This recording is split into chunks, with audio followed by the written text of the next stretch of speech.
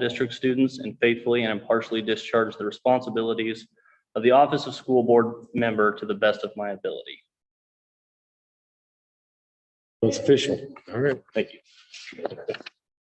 Welcome. Welcome, Brandon. Appreciate it. Happy to have you.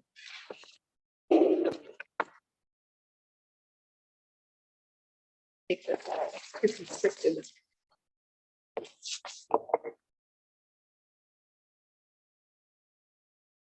Thanks. Celebrations and recognitions.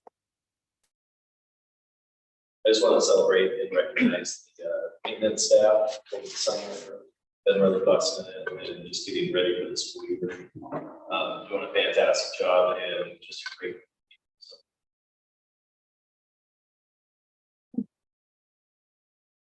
I would like to, I guess I'll to my own son's horn just a little bit, but also Danielle. Patrick got the opportunity to play in the 8-man all-star game. Not only was it a great football game, it's probably one of the best 8-man games I've watched. He said it was probably 4 or 5 of the greatest days that he's ever had in sports. And so I know there was probably some work behind the scenes to make sure that he got nominated. And I appreciate that. And he had a great time. And then I believe it was a week later, he and Danielle both got to go down to Prineville and participate in the all-star basketball for the small schools. And it was fun to, especially Danielle, she got on a team that was very fun to watch, and it was fun to see her get to play with some other girls that, you know, were maybe a little more advanced in their abilities, not quite so young. And it was, I think she looked like she was having a lot of fun. And again, Patrick enjoyed himself as well. So, but especially the 8-man football deal. I mean, he just said that was a great experience. And I know that he's made some friends that I think will be friends for life. So Yes. Very cool. And I'll throw in there that watching that game, Patrick was a standout player on the winning team. but it was fun to watch because, I mean, usually when you watch a game at a school this size, it's like everybody knows who the best athlete on the field is. It's not always the kid from your team. I don't know who it was. And that was fun to watch. There was a number of really good players, and it was really cool. And probably the greatest quote of all time was not associated with one of our players, but there was a somewhat questionable catch. I don't know if you got to see the paper afterwards, but Cole Martin from North Powder caught the winning touchdown, and his quote in the paper was, "I will say that was a catch till my dying day."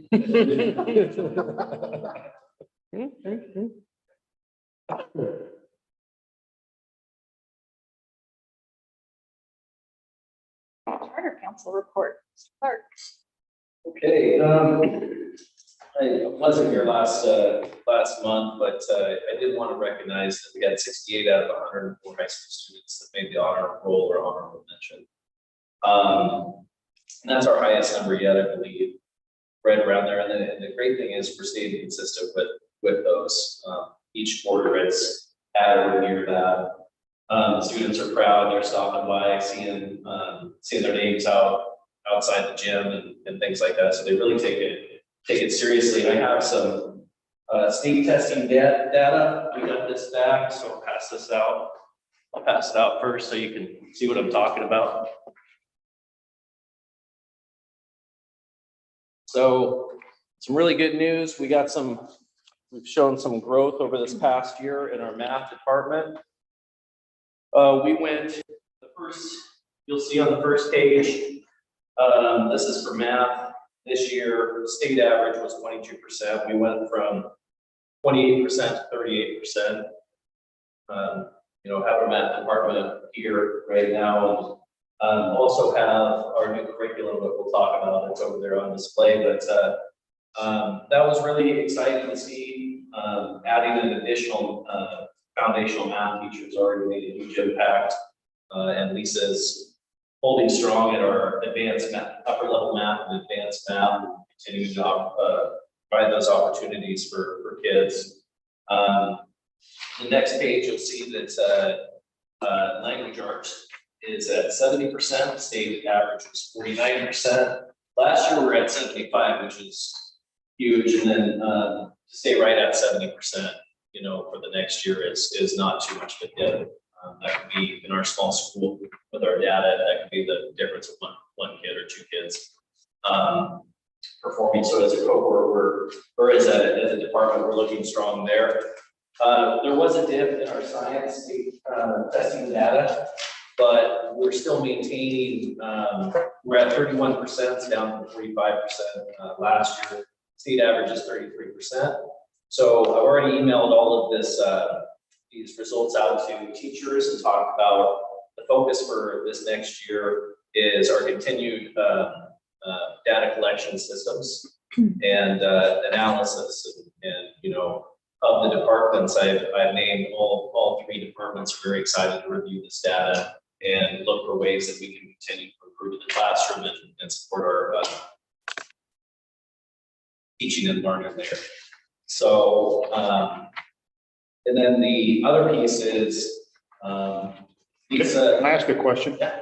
So on the science data, Yeah. it says that the average scale score for the state was 3741, and the average score for the district was 3751. But we're at 31% proficient and the state's at 33. Why the discrepancy? that's a good question. And The discrepancy, there are two sets of data. One of them is your average scores and the other one based on a mean average. And the other one is number of kids that actually pass percentage. So the students that are doing well in science here are doing really well because they're raising our average up. Gotcha. So, and the other piece is too is like, what I was discussing is that Lisa from her guidance and academic counselor position, she's really dove into that, the data collection. So what we found, the 68 students that, are on a roll or honorable mention academically, we're not concerned. We have some students that are middle of the road. So, not necessarily honorable mention, but close. We've got to have a handful of kids, maybe 10 or 12 that are, and not in just one grade level, but, throughout the 9-12.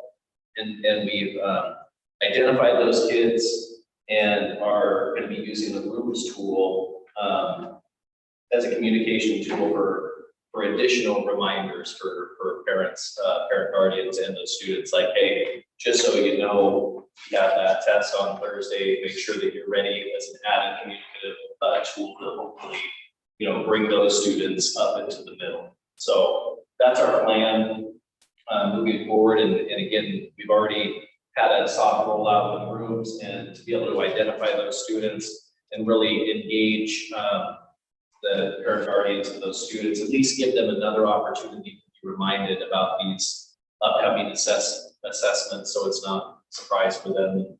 Parents and students can actively engage in this conversation. So that's the plan. Again, those math curriculum samples are over there. We made that purchase recently. It comes with professional development opportunities, continue online training access, so students and parents can access that as well. So, any questions? Thank you. All right, the agenda, any changes or additions? I move we adopt the agenda. Second. Motion and a second, all in favor? Aye. Any opposed? Motion carries.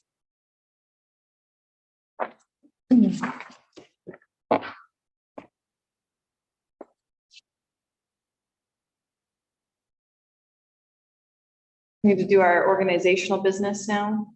Yeah, if there's no public comments, I didn't receive any notice or any, so I don't think there are any. Not allowed tonight. Yeah, we're skipping that section. Okay. Yeah, I put together just a breakdown summary and memo of what's required and reference the policies that are applicable. The first order of business for annual organizational meeting is to select the officers, and that by our policy is chair and vice.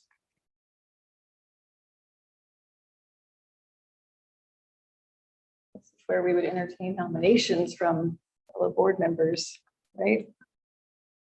I would like to nominate Hannah Johnson as chair and Jamie Dickinson as vice chair.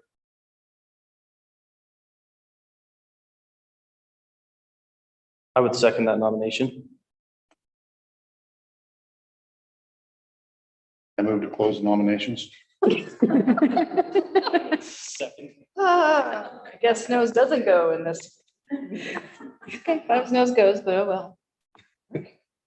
You had, that was John and Brandon with the second. Okay.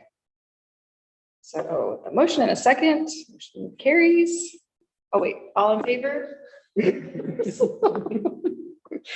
Good luck, Hannah. I was gonna say, I'm just about to butcher this, so I'm really happy that you're making it a nice, Oh, good. a nice platform for me to walk into. It's been a long day, month, but year. So all in Okay. favor, all, yeah, no? Yeah, Aye. Aye. Okay. any opposed? All right, motion carries. Do we swap now? You do. Oh, hallelujah. We actually need to move seats, are we? You can just pass it down. I get to butcher it. Congratulations, Hannah. You did great. We'll be here for you. Thank I'll you. be there to make fun of you. As long as everybody's in the same boat, we're good. Yep, we're good. We'll do it together. Okay, so we just move on to dates and times of our regular meetings and approve that, correct? No issues with If anybody have, yeah, what's already said. need to change anything? Oh, look good. Okay, do we need to make a motion to do this or not? That would be recommended to set it. Each item separately. Um, well, you can combine some if you'd like to, but I think it's more efficient just to run through. Let's them, just run through all of them, make yeah. each motion. Okay, Make a motion to accept our dates and times of the regular meetings as said. Second. yeah. Motion by Jamie, second by Chris, all in favor, Aye. opposed, passes. Okay, the agenda, review and revise the agenda format. Anybody have any? I only have one question. Now that we've kind of got our feet underneath of us with the technology, do we need that technology report every month, or could that be a bi-monthly report or an as-needed report? What's your, Well, I included that report as part of the administrative team. So maybe if I had a sped director, I'd have them do reports of, different people. So I can control that and have it more like quarterly or so. I mean, I thought it was very valuable, at first, but not that it's not valuable now, but I think you know what I'm. Well, I think the initial reports were establishing direction and understanding with the board of direction. And now the reports have become more management issues. So I agree with you, and I'll make that adjustment, but that's why I included in the superintendent's report, because I control that section. So Please don't hack my email. I've had enough. Forward by your bank account. Yeah. You did him a favor. He's happy about that. Mm. Any other discussion? I move that we continue with the general order established by the board for the agenda. I hear a motion from John, a second from Jamie, Jamie, all in favor? I, Aye. Unopposed, motion passes.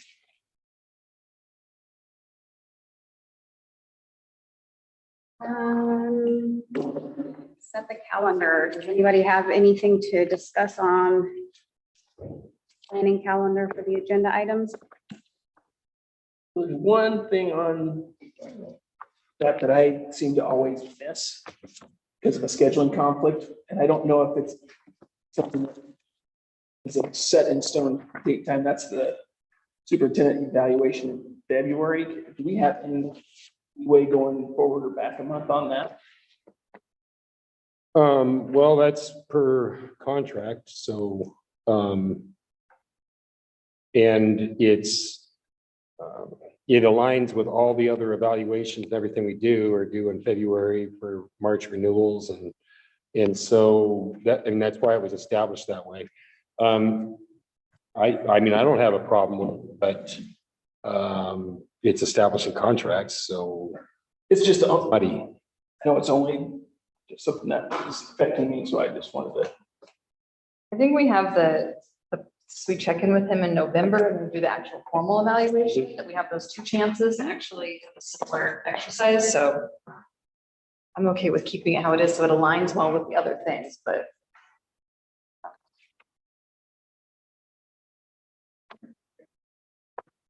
Yeah, I report into the chair, but Yeah, great. it's just one conflict I had. And I think last year, didn't you send an email to Steve Yeah. that we were able to Right. look over for your opinions Right. on the evaluation as well? Yeah. Have any thoughts on that, John?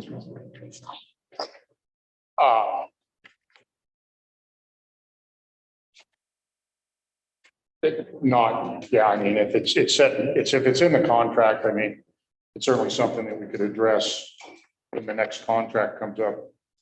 I also think that if there was an issue that was of a supreme importance, we could always adjust the date of the meeting at that point. I mean, are you gone for 2 weeks? No, there's always just playoff basketball that I have to work in February.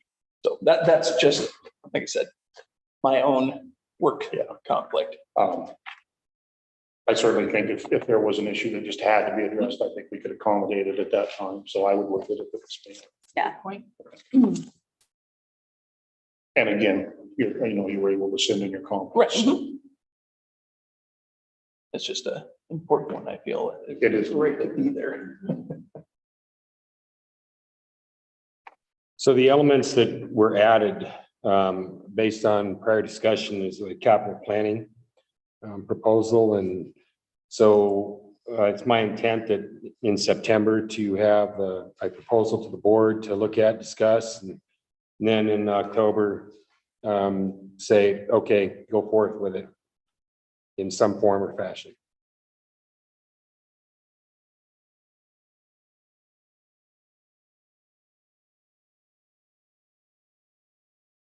Okay. Anybody else have anything they want to point out or discuss?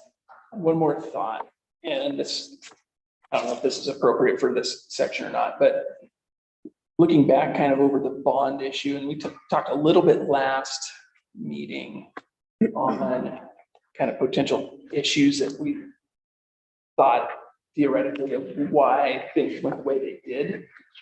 Kind of reviewing some of the things that I've seen at schools that I've been a part of was a community-wide and school-wide satisfaction survey, or some sort of survey that we could get broad data from the community and people that are invested in voting into this as an opportunity to really see if we can find out what we missed or what we need to do for future ideas of going down a potential bond. And I just feel like we missed something somewhere, and we can kind of hearsay from a person or two in our own little circles, but we can get some actual information from the community that might be useful for just in general for our school and their well-being. I still get some of those emails from Washington where we lived 10 years ago. Oh, hey, it's our yearly. I think that's a worthwhile discussion, but I'm not sure it falls. Yeah, I was going to say, I think maybe we should put that on a future discussion item. I think that would be a better place to address that as a Right. future agenda item and have that discussion. And that's fine. I was just Yeah. thinking, like, if it's an annual thing, having it in I a think until we calendar. establish that we want to do it, it can't really be an annual thing. So I would say a future agenda item would be the appropriate place for that. Anything else on the calendar? Okay, we can get a motion for approval. I would move to approve the calendar for scheduled agenda items as presented. I'll second. I hear a motion from Jamie and a second from John. All in favor? Aye. Aye. None opposed, motion passes. And check signers. Want to go over that, Earl? Yeah, it has been the superintendent with the backup of the high school principal. Neither of us have access to the checks or printing of checks. We can't create them. We just sign them. And that builds in a guaranteed two-person control of all spending. But in my absence, then Dustin signs. He only signs checks when I'm not around.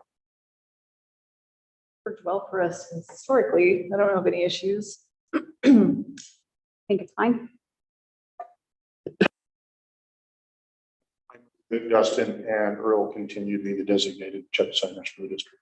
I'll second that. A motion from John and a second from Chris. All in favor? Aye.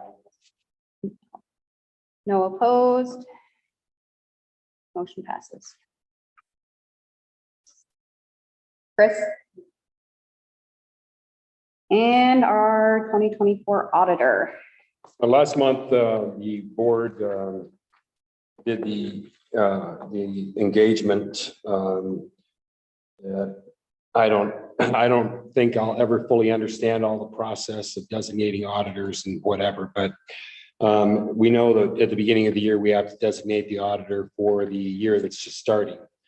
We just did our audit last week for last year, for the year that just ended.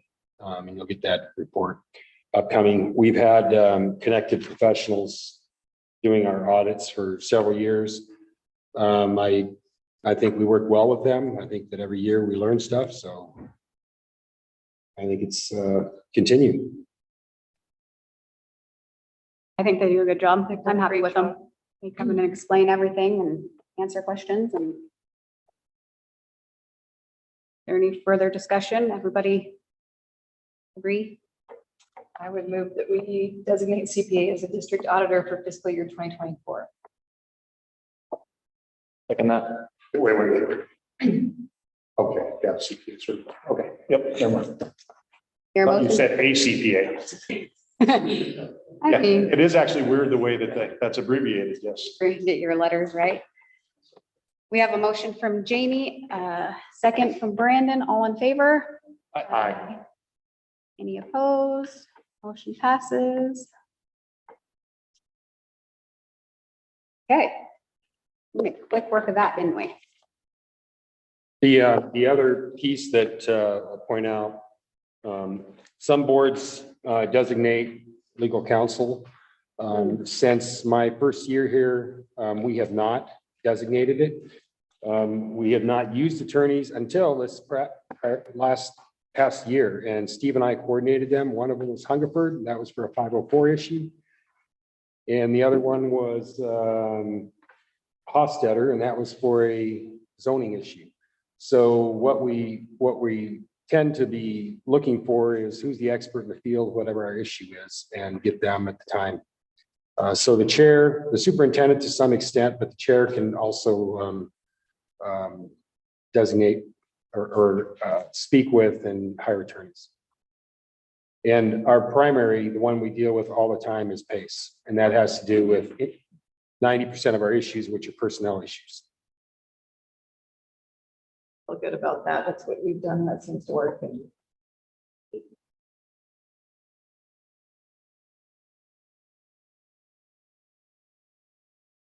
Okay, I believe we're moving on to our consent agenda. Am I correct? yep.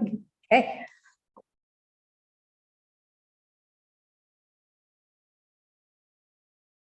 I assume everybody's had time to review. I'd move to approve the consent agenda as presented. I'll second that. We have a motion from Jamie, a second from Chris. All in favor? Aye. Any opposed? Motion passes.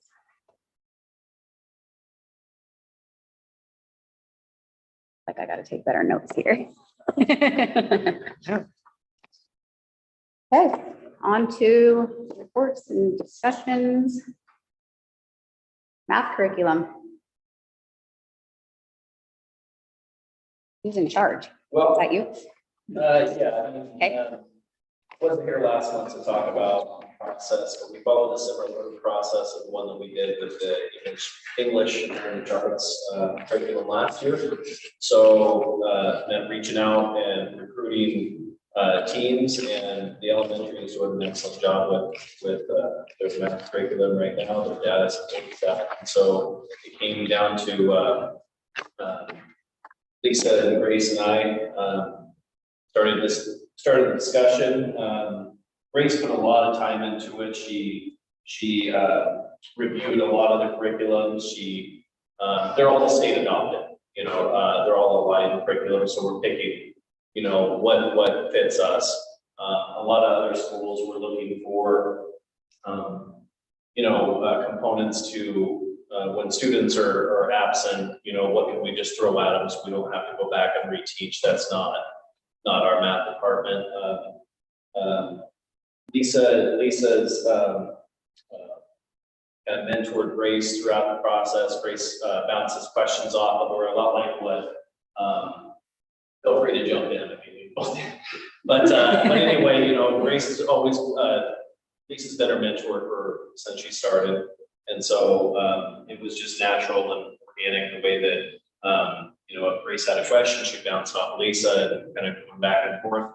Grace and I also visited the IMESD in Pendleton and sat in, samples were available to look at. But what we ended up looking at was the Savas curriculum. We got Algebra 1, Geometry, and Algebra 2. They also have an online component, as well as the professional development built in to make sure that we have representatives that are going to be working closely with them if they have any questions. But they've already been looking through the samples. Grace brought the samples from her house. She's been working on it diligently. Do you have anything to add, Grace? Not much, just it's the same, but I'm just using for my college classes. Classes I was having to take the same one. With some really cool additional, it keeps tracks of problems that the kids get wrong and the concepts they struggle with, and then makes reviews based on that for them. And I have control of it. I can say it's section of the test time. It's really cool, and I think it's a nice merger with technology that hopefully will help kids understand and be able to present their understanding. So they're testing on more of an online platform. It's not. Okay. Is the majority of the work online? Sorry, go ahead. Is the majority of the work online, like the questions and the math exercises? Yeah. Kind of like IXL is for lower grades? Like No. IXL, way better than IXL.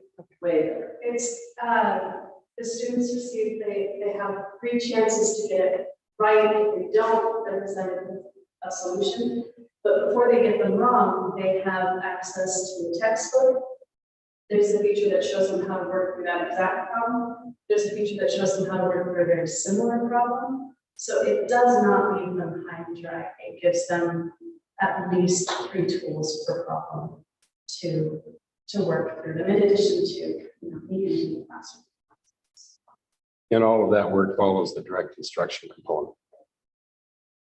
Right, absolutely. That was a good point. And in both math classes, you'll see all of the direct instruction, Q&A. The online isn't the majority of it. That's just something that kind of keeps track, and then we can review that data, look for holes and areas of growth.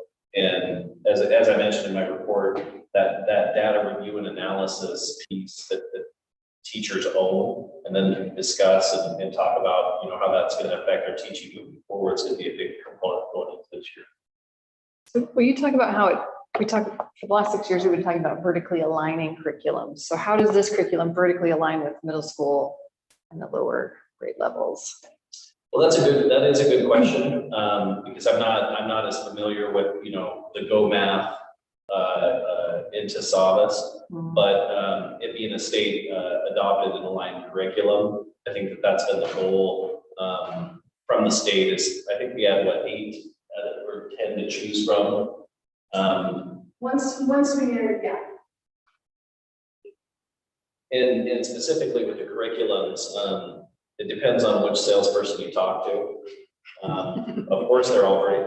The nice thing is when I looked into it, it's aligned to the state standards. And with those state standards, we can take that K-12 and feel good about that vertical alignment. It's going to be, some monitoring and review over this year to see where we may need to supplement, if at all. But so far, and especially with our offering, so we have some 8th grade if they're exceeding on the state testing, so they're already coming up and taking an Algebra 1 class from Grace. So we'll be able to look at that and see how that affects our students, and again, what areas we'll need to supplement, if at all. And you've got Algebra 1, Geometry, and Algebra 2. Do we have a pre-calc and calc? But that's not included in this. Not in package. this one. Okay. Good, different. Okay. Credit, getting college credit if they want, otherwise it's just pre-calc. Okay. But we use the map, the 111 class through BMCC, Got and we use that curriculum, whether they're Got it. Yeah. credit. This last year we had 7. I think Nice. students not only got 5 credits of Math 111, but they also got 5 credits of the Math 112, which I've never given credit for before. And it was intense. You as the person who has taken a lot of trig knows, Yeah. it can get pretty, Yeah. yeah, they did awesome. I think we ended up all A's and B's for all the Nice. kids that took it. Wow.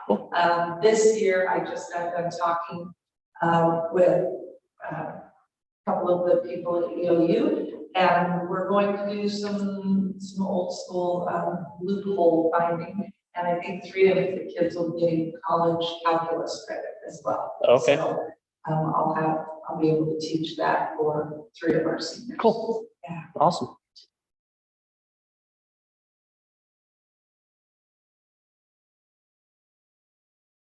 Any other discussion on the math curriculum? Sounds, yeah. You like numbers? It sounds awesome.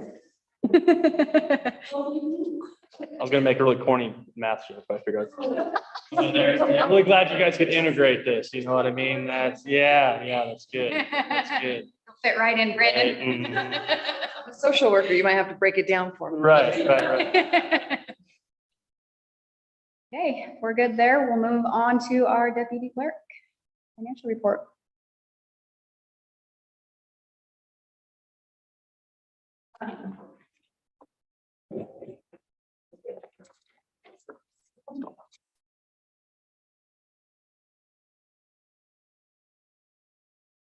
So I provided, second quarter of this year and the second quarter of last year as reference. I would like to point out that and behind 8 ball this year compared to last year.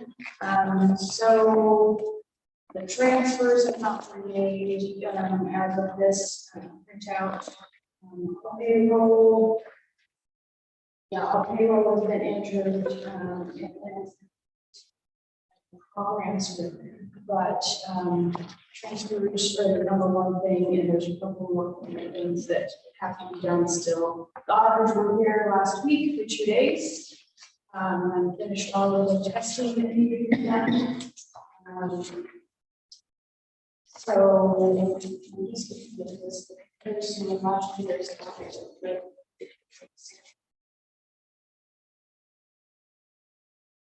So it's not, it could be bearable for the year-to-date, so. Anyway, they were here for 2 days. I have some more things to get to them, so that they can finish up and get me the report, no longer get me the report. September-ish, if I can get them all the stuff in time. When they left, there were, no financial findings. There were a few things that they were, regarding APM and the 10-day rule. And they, We got better this year, but we still have some issues, with students. There was, how many? three. And it was all high school. And what it came down to is we need to establish a better system. They were high chronically absent students. You know, it's they'll maybe 8 days and then they'll be here, or they'll, but it was like 1 or 2 days with. And just to put that in perspective, when we say 3, that was out of 44 that were tested. So it's not like Big it's. perspective, it all of was them. not a big deal, and it's not going to affect It won't, yes. the amount of money that we could have or should have received. It's not a huge deal, but it is something that they have to test, which is the 10-day rule, and having them dropped, students dropped after 10 days. So, other than that, I don't think anything that they brought up that's been really important. Can I ask the new guy a question of what the 10-day rule is? The 10-day rule says that if a student doesn't show up for school for 10 consecutive days, and we have not made arrangements, because there are ways to serve them outside of, say, they're hospitalized or something like that. That's not what we're talking about. Kid doesn't come to school after 10 consecutive days, they're automatically dropped. They're no longer students here. And what was happening was it was taken on a couple of those, it took us 12 days to drop them. That's where you fail a test, because it can't be 9, it can't be 11, it's got to be the 10th day. Well, it's about systems and knowing you get a flag come up on a dashboard in a system to know that you got to take action on this day for some kid. And that's where we have, when he's talking about, we got to come up with a system or have a system at the high school to deal with that. And that's impacting you in the audit because of the payment for that student. States. Well, only if you have a high number Yeah. would it impact. This won't have any impact. Yeah, But they have to note it because it's part of their testing. right, okay. Otherwise, you end up counting ADM or not counting ADM for a couple of days here and there for one that you should, it'll throw you off by a decimal point of an ADM for the year. I have actually, can I ask a follow-up question to that? Sure. So if we have to drop a student after 10 days. Yep. But they don't enroll anywhere else. Yep. And they're still our student. Yep. That seems to be that those two things are in conflict. Yep. And remember last year I reported to you that not only that stuff happens, I don't have any authority anymore, and there's no court and there's no fines and there's nothing. I send a letter saying, you got to come to school. It's the law. And the question comes back is, or what? I can just send another letter saying, you got to come to school. It's the law. There's nothing that anybody does now to penalize any of it. So, And for your benefit, what I'm talking about, Brandon, is we've had discussions about graduation rates. So if a student ceases to come to school in Cove, but doesn't enroll anywhere else, and correct me if I'm wrong, if you don't get a copy or a request for their transcript from another school, we have to count them as our student for graduation, even if they've dropped off the face of it. So it shows they didn't graduate. it's a dropout. Drops on rate. It's a dropout for us. Got it. And that's true once the student starts 9th grade. So if they disappear in 6th grade, move away, and we never get word again, it's not in the system. It starts in 9th grade. Any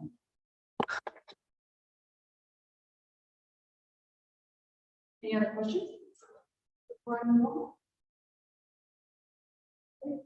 So I presented the profit and loss for the student body.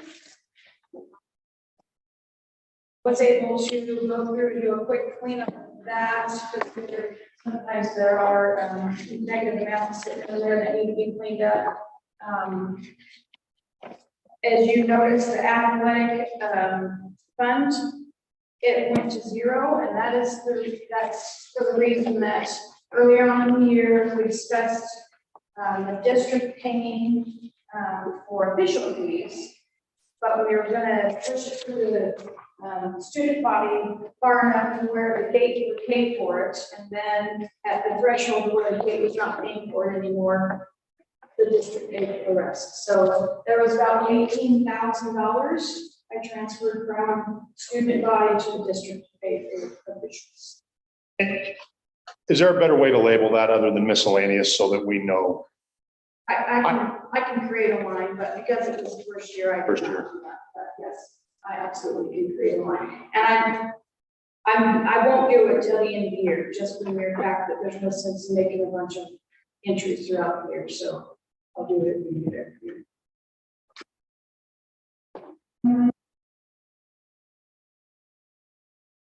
And then the lunch report, although I did not make entries for transfers in the district books yet, I did, once again, I'll got all the numbers in the lunch report. I put in the estimated amount of the general fund transfer that will go to the lunch fund, and that's $55,685. Already supposed to we have those in a lot. We have on the lunch report itself.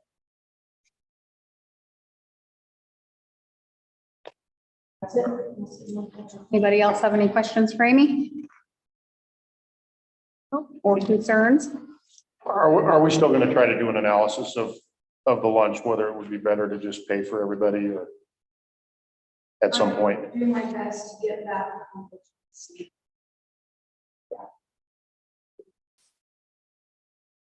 Can you give me some history on that? Or you give me some history on that? I was actually absent the meeting when the big discussion took place. Oh, I can, it was discussed, it was brought up at the, I think it was a budget committee. It wasn't a budget committee meeting when you brought up how much money, how many lunches are not being paid for. I think that was last month. It was last month. And then prior to that, there was some discussion about we're not being reimbursed at the same rate that we were. And there was quite a drop off. Was it 2 years in a row or just 2 years ago? Everybody ate for free. Yeah, and our, COVID deal. So our numbers went way up. And then when that went away, the participation in the school lunches went way down. And so there was some questioning as to whether or not we would be better off to just provide lunch and reduce our overhead costs. And then it was compounded last month when Earl pointed out how many delinquent accounts we have. Right, and last month, I did not follow up. I don't know the answer right now. But I know last month they were on the edge of approving and I gotta make sure it was in the budget. You know, something that's coming is the 20% or 25% free and reduced threshold puts you as free for everybody, and it used to be 60, I believe. So districts like Elgin are free for everybody because they have been for a number of years because they're 60% free and reduced. Cove, last report I saw was 29. We're one of the lowest free and reduced rate districts. One of the dangers in all of this is as soon as you say it's all free, which when we did that, that really screwed up our accounting and our numbers because people didn't fill out the applications anymore, and you're like pulling teeth to get them to fill it out, which also drives our Title I money and other federal grants. So yeah, I look forward to this discussion and analysis. We need to look at that. You're right. And that 25% threshold being lowered is Well, that's legislation. Yeah, that was in state legislation. The state was going to fund the rest of it to increase the amount of meals that were paid. Mhm. So, but I don't know what happened. I've been busy with other reports.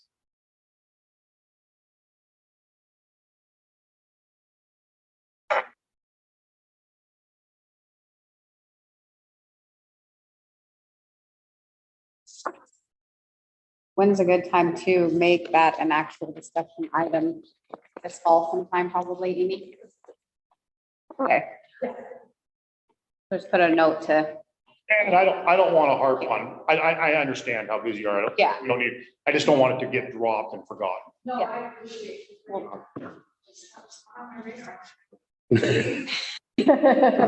come on. It's bad. We'll just put a note to check back in on that one later. Okay, any more questions for Amy? All right, thank you, Amy. Hey, looks like you're up, Earl. Okay, before I let Theo do his thing, we talk about accountability and reporting. And this is a pretty neat spreadsheet. It's been a few years. I think I showed you this probably 5 years ago. It's grown a lot. These are the reports that 4 individuals in this district complete: Kelsey, Amy, Earl, and Dustin. And how many pages of reports that we do to ODE. And might I also point out that this does not include the CRDC, the audits, the food service audit, and a bunch more. You know, everybody wants to look at your stuff, right? So I thought I would just share this because I think it gets lost that just the quantity by date of how many reports we are submitting and how much time we spend sitting in front of a computer writing reports. So that's all, just wanted to share. And if you see something on here, you're like, man, I'd like to see that report, just say so, because I'll print it for you, give you lots of stuff, but this is all ODE stuff.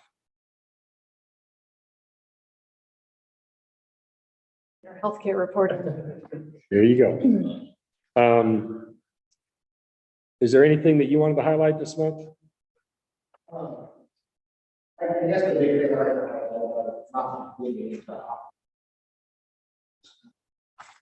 from the town meeting, no district, local districts, independent, as far as technology, is still everything is now and not. So we'll be there, maybe like the place, our training, switching to our ISP. Stood over and service provider in the last. As far as things that there is the force.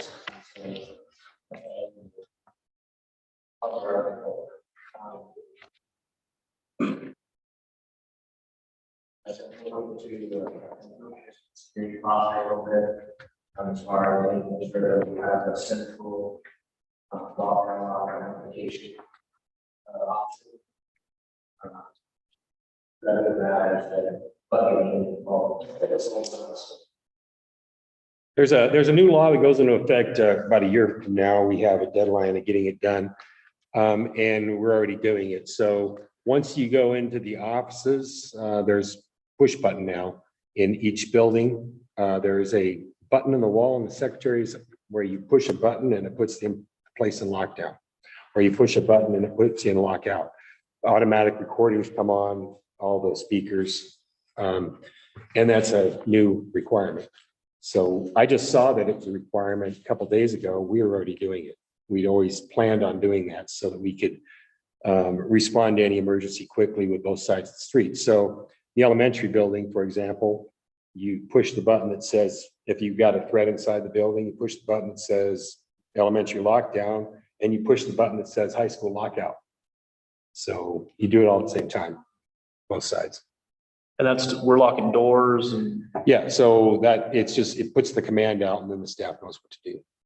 oh, gotcha. We're looking into, or I'm looking into access control. There's kind of rooms that, or we may adopt some access control requirements. Yes. And so I'm trying to make sure I'm very left out there as far as vendors, things, trying to find something that's cost effective, and will work for our district to integrate the systems very happy. So going down that route. And we'll get through all of the technology challenges as they keep happening. I was particularly pleased with, we were just reviewing all of our security and how we've gone cloud-based and all of these things. At the same time, I'm hearing from the state that they put all their eggs in one basket and got hacked. And, 90% of driver's license information in the state was stolen at the same time. All that kind of stuff was happening. Department of Transportation. And yet those are the elements that are telling us to, secure. And,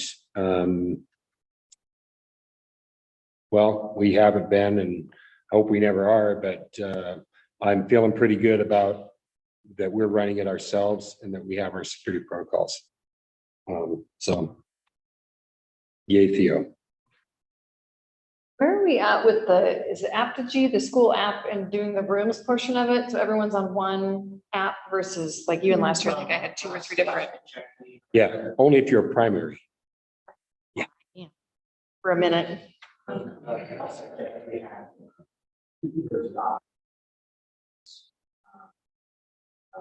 Sure, that's at least 6. But I didn't check the numbers. I follow on that. I don't think, it's not the parent rate, is it? Is it the teachers being able to use it or what they need it for? As far as I know, everyone was using the last I spoke, everyone on the staff meeting, everyone was using it, don't have any complaints. In primary, we still have teachers The using K2 Remind. teachers are using whatever they want to use, and it's been an ongoing battle. What teachers you The say? primary teachers, K2, they're communicating in multiple ways and they're not getting the message. It's an elementary principal frustration.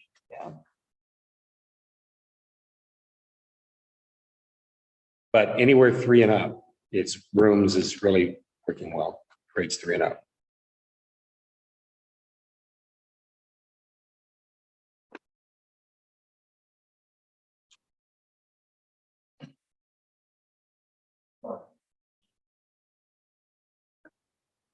Mr. Clark, you wanted to say something about the activities? Yeah, Brett had called yesterday and gave me some talking points, and he's been working with specifically basketball and volleyball coaches.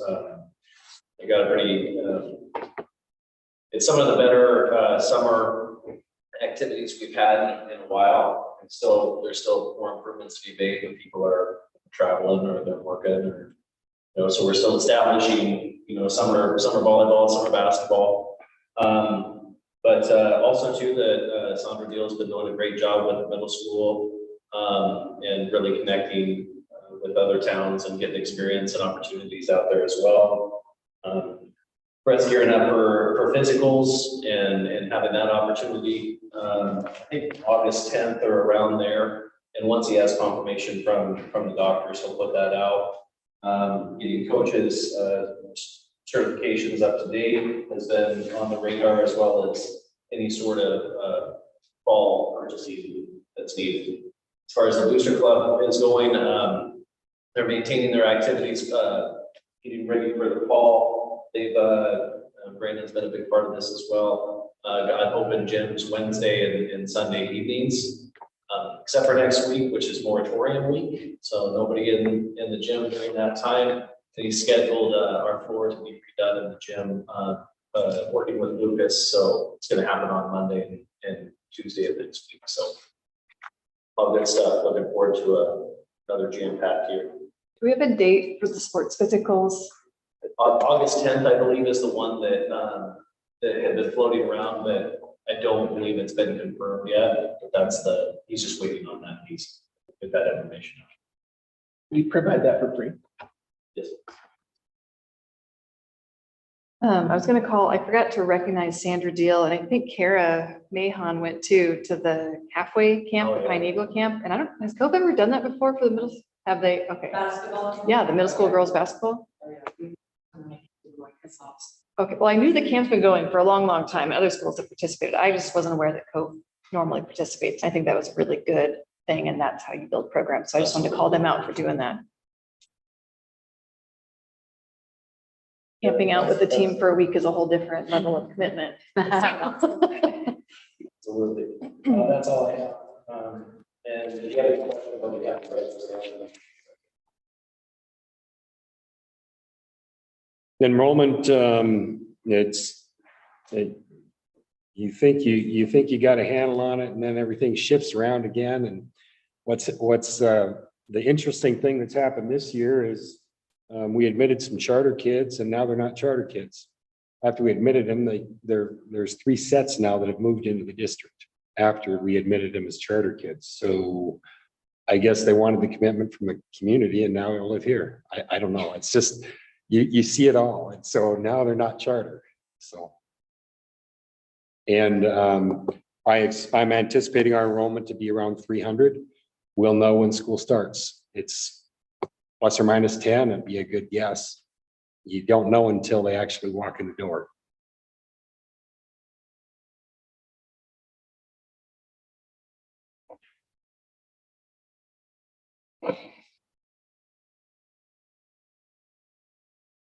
Okay.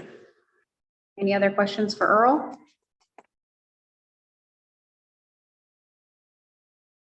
Okay, request for future agenda items. You heard the community survey. I wrote that down in here. I can add that to the agenda and prepare for discussion for next month. Food service review. Yeah, let's add that later though, right? Well, it should be at least September. Yeah. The next board meeting is the same week teachers report. They report the next day. So saying it's a busy time. But I can get that discussion ready. Anything else? Going once, going twice. Okay. All right, next board meeting will be August 15th. And the first day of school, I hate to read, is the 21st of August. Thanks. Anybody have anything else? Move to adjourn. Second that. Here a motion from Jane, a second from Chris, all in favor? Hi.